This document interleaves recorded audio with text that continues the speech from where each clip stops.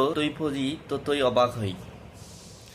দেখুন, হিন্দু ধর্মের স্রষ্টা তো তাদের যে ধর্মগ্রন্থ, সেই ধর্মগ্রন্থ বা তাদের ধর্মমতে স্রষ্টা হলো ব্রহ্মা।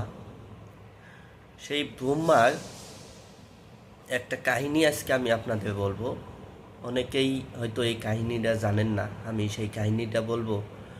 যে ব্রহ্মা, এই হিন্দু ধর্মের যে আরেকজন শিব আছে, শিব, সেই শিব বিয়ে হচ্ছে শিবানীর সাথে, পার্বতীর সাথে। শিবানী বলতে পার্বতীর সাথে বিয়ে হচ্ছে। সেখানে সেই ব্রহ্মা সেই বিয়েতে সে বিয়ে পড়াচ্ছে আর কি। তাদের সেটা কি বলে আর কি, যাই হোক, তিনি বিয়ে পড়াচ্ছে শিবানীর এবং শিবের, মানে পার্বতী এবং শিবের বিয়েটা ব্রহ্মা বসে নিজেই পড়াচ্ছে। এখন এই মুহূর্তে কি হলো, যখন এই পার্বতী বিয়ের দিন তো অনেক সেজে গুজে আসছে, সেজে গুজে আসার পর সেখানে বসছে বিয়ের মঞ্চে।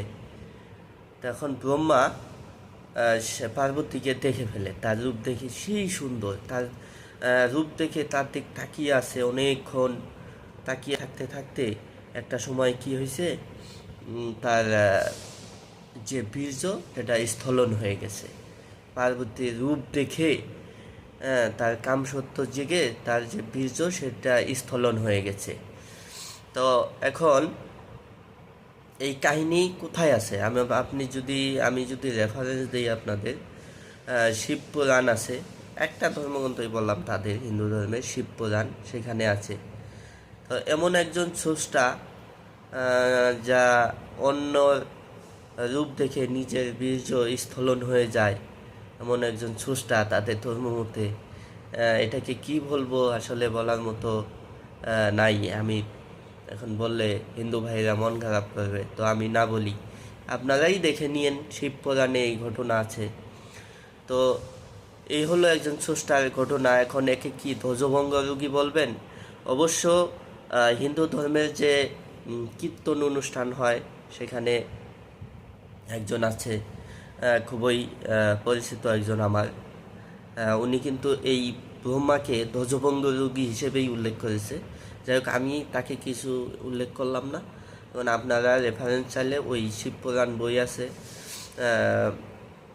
ওটা পরে নিতে পারেন, দেখে নিতে পারেন আসলে আমি ভুল বলছি কিনা। তো একজন স্রষ্টার যদি এই ঘটনা হয় অন্যের বউকে দেখে, তো আরেকটা কাহিনী আছে এখানে, যে তার যে বীর্য স্খলন হলো, সেই বীর্যটা মাটিতে পড়তে দেয়নি শিব, সেটা একটা পাত্রের মধ্যে ধরে নেয় এবং সেখান থেকে 3জন সন্তানের জন্ম হয়।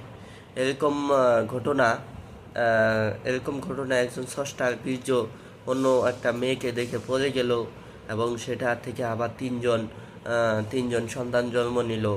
এরকম অহেতুক কাল্পনিক কাহিনী হিন্দু ধর্মের গ্রন্থগুলোতেই থাকে, অন্য কোনো ধর্মে এসব এই আউল ফাউল আজে বাজে গল্পগুলো আপনারা পাবেন না।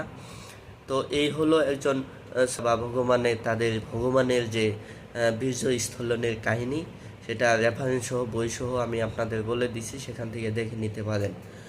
ধন্যবাদ। ভিডিও ভালো লাগলে অবশ্যই সঙ্গে থাকবেন।